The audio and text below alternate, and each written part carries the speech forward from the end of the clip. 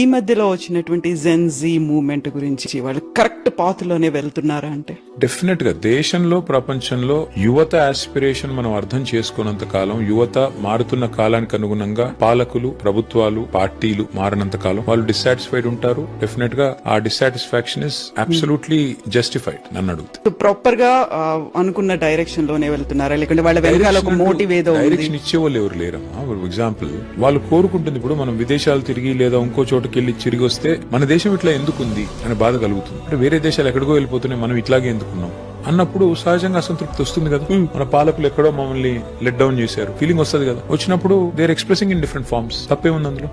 So destructive గా వెళ్తున్నారా, వాళ్ళు కన్స్ట్రక్టివ్ గా ఉన్నారా? డిస్ట్రక్టివ్ గా వెళ్తే ఈ దేశంలో చాలా రాజకీయ నాయకులు మిగలరు. ఒకవేళ యువతరం కనుక తమ చేతుల్లోకి ఆ రకమైన డిస్ట్రక్టివ్ మెంటాలిటీ తీసుకుంటే.